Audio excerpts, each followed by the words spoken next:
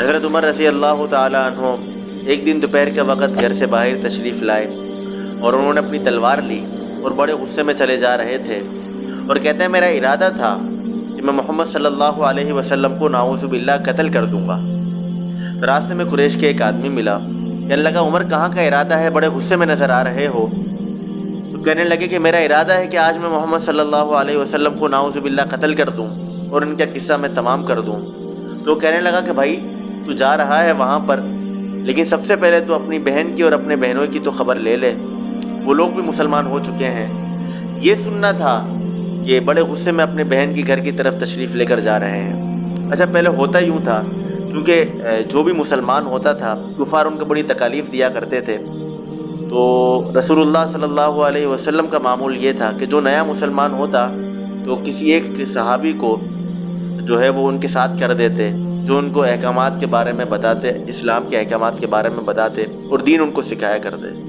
تو حضرت عمر رضی اللہ تعالیٰ عنہ کی جو بہن تھی حضرت فاطمہ، اور جو ان کا بہنوئی تھا حضرت سعید بن زید رضی اللہ تعالیٰ عنہما، یہ دونوں نئے مسلمان ہوئے تھے۔ تو اللہ کے رسول نے صلی اللہ علیہ وسلم ان کے ساتھ ایک صحابی حضرت خباب رضی اللہ تعالیٰ عنہ کو کیا کہ وہ ان کو اسلام کے بارے میں، قرآن کے بارے میں رہنمائی فرمائے اور تعلیم دے۔ جب حضرت عمر رضی اللہ تعالیٰ عنہ اپنے بہن کے گھر پہنچے اور دروازے پر دستک دی تو آہٹ سے پتہ چل گیا کہ عمر ہے۔ حضرت خباب، ظاہر عمر کا ایک دبدبہ ہوتا تھا رضی اللہ تعالیٰ عنہ، اسلام لانے سے پہلے بھی اور اسلام لانے کے بعد بھی۔ تو حضرت خباب رضی اللہ تعالیٰ عنہ جلدی سے اٹھ گئے اور ایک صحیفہ جس کے ذریعے وہ حضرت فاطمہ رضی اللہ تعالیٰ عنہ اور حضرت سعید بن زید رضی اللہ تعالیٰ عنہ کو تعلیم دے رہے تھے، جس میں قرآن کی کچھ آیات لکھی ہوئی تھیں، وہ باہر رہ گیا اور وہ جو ہے وہ گھر میں جلدی سے جا کر کسی جگہ پر چھپ گئے۔ حضرت فاطمہ نے، حضرت عمر کی بہن تھی، دروازہ کھولا۔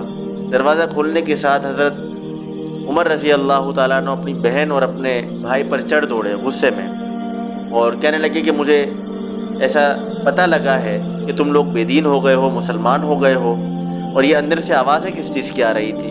تو ان کے بہنوں نے کہا ہم آپس میں بات چیت کر رہے تھے، اس چیز کی آواز آ رہی تھی۔ تو حضرت عمر نے کہا کہ نہیں، مجھے پتہ لگ چکا ہے کہ تم لوگ بے دین ہو چکے ہو، اور اپنے بہنوں کو مارنا شروع کر دیا۔ ان کی بہن بیچ میں بچانے کے لیے آئی تو اپنی بہن کو بھی انہوں نے مارا۔ تو وہ رونے لگی اور کہنے لگی عمر ہمیں اس وجہ سے مارا جاتا ہے کہ ہم اللہ پر ایمان لے کر آ گئے، ہم نے اسلام قبول کر لیا۔ ہاں ہم نے اسلام قبول کر لیا، اگر یہ حق ہے تو۔ بہن کو روتا ہوا دیکھا، بہنوئی کی حالت دیکھی اور بہن کے الفاظ سنے تو دل تھوڑا سا نرم پڑ گیا۔ اتنے میں ان کی نظر اس صحیفے پر پڑی، کہنے لگے بتاؤ یہ کیا ہے؟ تو ان کی بہن نے بولا نہیں، تم جنابت کے بعد غسل نہیں کرتے اس لیے تم ناپاک ہو، اس لیے پہلے اپنے آپ کو پاک کرو، اس کے بعد میں تمہیں دکھاؤں گی۔ یہ قرآن پاک ہے، اس کو پاک آدمی ہی ہاتھ لگا سکتا ہے۔ اس کے بعد حضرت عمر رضی اللہ تعالیٰ عنہ نے اپنے آپ کو پاک کیا، اور حضرت فاطمہ جو ان کی بہن تھی، انہوں نے اس کو صحیفے کو جس میں قرآن کی آیات لکھی تھی، جس پہ لکھا تھا طٰہٰ مَا أَنزَلْنَا عَلَيْكَ الْقُرْآنَ لِتَشْقَىٰ إِلَّا تَذْكِرَةً لِّمَن يَخْشَىٰ تَنزِيلًا مِّمَّنْ خَلَقَ الْأَرْضَ وَالسَّمَاوَاتِ الْعُلَىٰ الرَّحْمَٰنُ عَلَى الْعَرْشِ اسْتَوَىٰ لَهُ مَا فِي السَّمَاوَاتِ وَمَا فِي الْأَرْضِ وَمَا بَيْنَهُمَا وَمَا تَحْتَ الثَّرَىٰ، اور یہاں سے لے کر جو ہے وہ إِنَّنِي أَنَا اللَّهُ لَا إِلَٰهَ إِلَّا أَنَا فَاعْبُدْنِی تک لکھا ہوا تھا۔ جب وہاں پر پہنچے حضرت عمر رضی اللہ تعالیٰ عنہ تو ان کا دل جو ہے وہ نرم پڑ گیا اور کہنے لگے کہ اچھا مجھے محمد صلی اللہ علیہ وسلم کے پاس لے چلو۔ حضرت عمر کے زبان سے یہ الفاظ نکلنے تھے کہ حضرت خباب رضی اللہ تعالیٰ عنہ باہر نکل آئے اور کہنے لگے کہ عمر تجھے مبارک ہو، میں نے رسول اللہ صلی اللہ علیہ وسلم کو یہ دعا مانگتے ہوئے سنا تھا کہ اللہ عمر اور ابو جہل ان دونوں میں سے تجھے جو پسند ہو، اے اللہ ان کے ذریعے اسلام کو قوت عطا فرما۔ تو مجھے لگتا ہے کہ رسول اللہ صلی اللہ علیہ وسلم کی دعا تیرے حق میں قبول ہو گئی۔ اس کے بعد وہ رسول اللہ صلی اللہ علیہ وسلم کے پاس حضرت عمر کو لے کر جا رہے ہیں۔ رسول اللہ صلی اللہ علیہ وسلم ایک جگہ موجود تھے، آپ پر وحی طاری ہو رہی تھی، اور باہر جو ہے وہ ایک کمرے میں رسول اللہ صلی اللہ علیہ وسلم موجود تھے اور باہر کچھ صحابہ موجود تھے، جس میں حضرت حمزہ رضی اللہ تعالیٰ عنہ، حضرت طلحہ رضی اللہ تعالیٰ عنہ اور دیگر صحابہ کرام تھے۔ اچھا کچھ صحابہ حضرت عمر کو دیکھ کر، ظاہر ان کا ایک دبدبا تھا، روب تھا، تھوڑا سا گھبرا گئے۔ حضرت حمزہ نے جب ان کی یہ حالت دیکھی صحابہ کی تو کہنے لگے کہ پریشان ہونے کی کوئی بات نہیں ہے، اگر عمر اچھی نیت سے آیا ہے تو صحیح ہے، ورنہ اگر یہ بری نیت سے آیا ہے تو آج اس کو ہم قتل کر دیں گے۔ جب حضرت عمر آئے پھر رسول اللہ صلی اللہ علیہ وسلم جب باہر تشریف لائے، ان سے ملاقات کے لیے جب ان کو اطلاع دی گئی، جب باہر تشریف لائے تو رسول اللہ صلی اللہ علیہ وسلم نے حضرت عمر کو ان دونوں کندھوں سے پکڑا اور جھنجھوڑا کہ عمر تو کب اسلام کو قبول کرے گا؟ کیا تو اس وقت کا انتظار کر رہا ہے کہ اللہ تجھے ذلیل کر دے ولید بن مغیرہ کی طرح؟ تو حضرت عمر رضی اللہ تعالیٰ عنہ نے فرمایا کہ آپ کس چیز کی دعوت دیتے ہیں، مجھے دعوت دیجیے۔ رسول اللہ صلی اللہ علیہ وسلم نے جب دعوت دی تو حضرت عمر پھر رسول اللہ صلی اللہ علیہ وسلم نے فرمایا، اے اللہ یہ عمر ہے، اے اللہ یہ عمر ہے، اے اللہ اس کے ذریعے اسلام کو قوت عطا فرما۔ حضرت عمر رضی اللہ تعالیٰ عنہ نے رسول اللہ صلی اللہ علیہ وسلم کی دعوت کو سنا اور مسلمان ہو گئے۔ ایسے ہی حضرت عمر رضی اللہ تعالیٰ عنہ نے رسول اللہ صلی اللہ علیہ وسلم کی دعوت کو سنا، فوراً ہی کلمہ پڑھ لیا اور کہا اشہد ان لا الہ الا اللہ وحدہ لا شریک لہ واشہد ان محمدًا عبدہ ورسولہ۔ کلمہ پورا جو کلمہ شہادت وہ پڑھا اور اسلام قبول کیا۔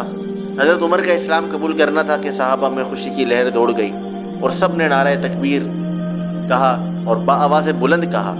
پھر حضرت عمر رضی اللہ تعالیٰ نے فرمایا، یا رسول اللہ اب چلیں مسجد الحرام کے اندر، اب مسلمان کھلے عام عبادت کریں گے۔ اور پھر پوچھنے لگے کہ بتاؤ کہ ایسا کون سا آدمی ہے کفار میں جو باتوں کو بہت جلدی پھیلاتا ہے؟ ہمارے یہاں بہت سارے ہوتے ہیں نا بی بی سی نیوز والے، وہ جو ہے فوراً کوئی بات پتہ لگتی نہیں ہے فوراً اس کو پھیلانے میں لگ جاتے ہیں۔ بہت سارے ایسے لوگ ہوتے ہیں، ہر علاقے میں مل جاتے ہیں اور ہر جو ہے وہ ہر گیدرنگ میں ایسے لوگ موجود ہوتے ہیں۔ تو حضرت عمر نے پوچھا بتاؤ صحابہ سے کہ ایسا کون سا آدمی ہے جو بات کو بڑی جلدی پھیلاتا ہے؟ حضرت صحابہ نے اس آدمی کا پتہ بتایا۔ حضرت عمر اس کے پاس گئے، اس کو بتا دیا کہ میں مسلمان ہو گیا ہوں۔ بس اس نے حضرت عمر کی بات کو سنا اور کھڑا ہوا، اور کھڑا ہو کر جو ہے وہ کفار کی محفلوں میں چلا گیا کہ اے عمر بے دین ہو گیا، اے لوگوں سنو عمر بے دین ہو گیا، لوگوں سنو عمر بے دین ہو گیا۔ یہ سننا تھا کہ لوگ تلوار لے کر حضرت عمر سے لڑنے کے لیے نکل پڑے۔ اور فرماتے ہیں کہ روایت میں ایسا تھا کہ پورا دن گزر گیا حضرت عمر اور ان کی لڑائی میں، وہ سب کے سب مل کر حضرت عمر پر جو ہے وہ وار کرتے، حضرت عمر جو ہے ان سے مقابلہ کر رہے تھے۔ جب پورا دن گزر گیا تو ایک آدمی، بوڑھا آدمی، اس کا نام میرے ذہن سے نکل گیا ہے، وائل نام کا آدمی تھا غالباً، اللہ کمی بیشی معاف فرمائے۔ تو وہ آیا اور اس نے کہا کہ بھائی تم کیا سمجھتے ہو کہ عمر کے قبیلے والے اگر تم عمر کو قتل کر دو گے تمہیں ایسے ہی چھوڑ دیں گے؟ اور ایک عمر کے مسلمان ہونے سے کیا ہوتا ہے کہ تم پورا دن اس سے لڑائی کرتے ہو؟ اس کے بعد وہ حضرت عمر کو ان کی حالت کے اوپر چھوڑ کر چلے گئے۔ پھر یہی حضرت عمر رضی اللہ تعالیٰ عنہ، اللہ نے ان کے ذریعے اسلام کو قوت عطا فرمائی، اسلام کو بلندی عطا فرمائی، اسلام کو ترقی عطا فرمائی۔ ان کے زمانہ خلافت کے اندر 22 لاکھ مربع میل تک جو ہے وہ اسلامی حکومت کا دائرہ جو ہے وہ پھیل چکا تھا۔ اور یہ وہی عمر رضی اللہ تعالیٰ عنہ ہیں جن کے بارے میں رسول اللہ صلی اللہ علیہ وسلم نے فرمایا، ظاہر ہے اللہ نے ان کے ذریعے اسلام کو ایسی قوت عطا فرمائی۔ تو رسول اللہ صلی اللہ علیہ وسلم کی نزدیک ان کی قدر بھی زیادہ تھی۔ رسول اللہ صلی اللہ علیہ وسلم نے ان کے بارے میں فرمایا کہ اگر میرے بعد کوئی نبی ہوتا تو وہ عمر ہوتا۔ اور بارہا رسول اللہ صلی اللہ علیہ وسلم کو دیکھا گیا کہ آپ فرمایا کرتے تھے، میں ابو بکر اور عمر، میں ابو بکر اور عمر، میں ابو بکر اور عمر۔ زندگی میں بھی رسول اللہ صلی اللہ علیہ وسلم کے ساتھ رہے اور جب انتقال ہوا ابھی بھی رسول اللہ صلی اللہ علیہ وسلم کے ساتھ مدفون ہیں۔ اتنی ساری خصوصیات کے باوجود، اور ایک بڑی خصوصیت جو حضرت عمر رضی اللہ تعالیٰ عنہ کی ہے کہ ان کے جو زبان مبارک سے جو الفاظ نکلتے تھے اللہ نے اس کو بھی قرآن بنایا۔ جو حضرت عائشہ رضی اللہ تعالیٰ عنہ پر تہمت لگی تھی جو اس کا واقعہ ہے، اس میں جو حضرت عمر رضی اللہ تعالیٰ عنہ کی زبان مبارک سے جو الفاظ نکلے تھے اللہ نے اس کو بھی قرآن بنایا۔ اتنی خصوصیات کے باوجود جب انتقال کا وقت قریب آیا تو اپنے بیٹے سے کہنے لگے کہ بیٹا، جب ان کی عبداللہ بن عمر رضی اللہ تعالیٰ عنہ کی گود میں ان کا سر تھا، کہنے لگے بیٹا میرے سر کو زمین پر رکھ دو۔ بیٹے نے باپ کے ادب میں پنڈی پر رکھ دیا، پورا سر زمین پر نہیں رکھا تو غصہ ہو گئے اور کہنے لگے کہ تم نے سنا نہیں میں نے کیا کہا، میرا سر زمین پر رکھ دو۔ جب ان کا سر زمین پر رکھا تو وہ اپنے منہ کو ملنے لگے مٹی کے اندر اور کہنے لگے اتنی خصوصیت کے باوجود، ویل لک یا عمر ان لم تغفر لک ربک، ویل لک یا عمر ان لم تغفر لک ربک، اے عمر تو برباد ہو جائے گا اگر تیرے رب نے تجھے معاف نہ کیا، اگر تیرے رب نے تجھے معاف نہ کیا۔ یہ وہ لوگ ہیں جن کے لیے قرآن میں اللہ نے فرمایا رضی اللہ عنہم ورضوا عنہ یہ وہ لوگ ہیں جو رسول اللہ صلی اللہ علیہ وسلم سے بارہا جنت کی بشارتیں سمیٹتے تھے. رسول اللہ صلی اللہ علیہ وسلم نے فرمایا نا کہ میں نے جنت میں ایک محل دیکھا, مجھے لگا میرا ہے. میں نے پوچھا کس کا ہے, تو کہنے لگے کہ قریشی کا ہے. میں بھی قریشی ہوں, کیا یہ میرا ہے؟